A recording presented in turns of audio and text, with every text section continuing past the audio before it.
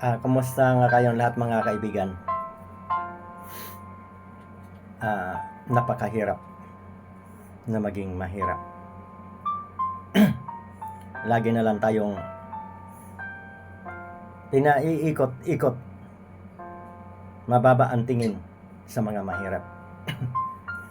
Ito mga kaibigan, baka kayo itong balita na ito maraming natuwa. Lalo na sa mga mahirap na walang pambayad sa ospital. Natutuwa ba kayo? Binalik na daw po ang pundo ng PhilHealth. Kinuha nila yung pundo, 60 billion. Ngayon daw, binalik na. Siyempre, yan ay utos ng ating Pangulo. Ibalik ang pundo para magiging libre sa ospital. Bakit maraming tinatanggihan ngayon sa mga ospital pag wala kang down? Mga kaibigan, ako mag-iinit na naman ang ulo ko nito. Alam ba ninyo, baka mamaya natawa-tawa kayo dyan, binalik na ang 60 billion na sa PhilHealth. Kinuha nila yung pundo na yan Nakakagalit talaga, lalo na sa ating mga senior citizen. Alam ba ninyo kung saan kukunin yung 60 billion? Kasi hindi kasi kayo nakikibalita Kailangan wag kayong puro social media na puro tawa-tawa. Ito totoo, pag ako nag-vlog para sa ating kinabukasan, kung kayo magkikinig. Mga kaibigan, diretsuhin ko na.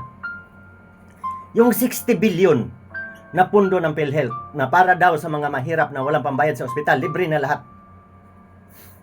Pinasok na sa 2026 budget. Sinong magbabayad? Tayo. Yung mga tax natin, siyempre, yung budget na yan sa 2026, ilang trillion yan? 4 trillion? Hindi ko masyado kabisado. Basta trillion. Alam mo ba kung gaano kalaki yung, kahit sabihin mo lang 1 trillion. Siguro, di magkasya sa bahay yan. Pera niya. Parang 4 trillion kung hindi ako nagkakamali.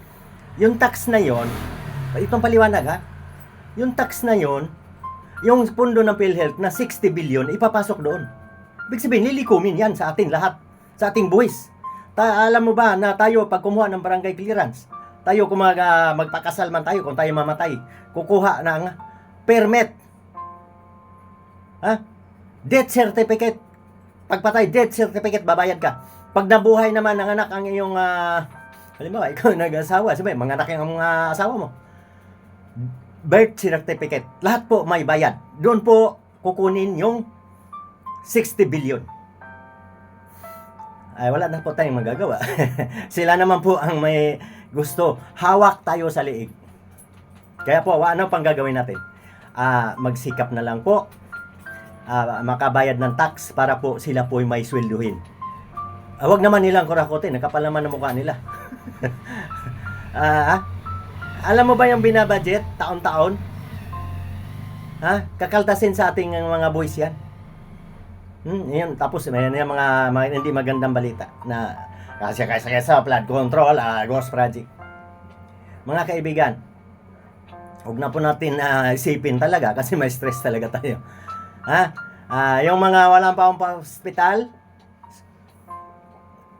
ako, ayaw ko na ma-hospital Titiisin ko lang ang aking karamdaman.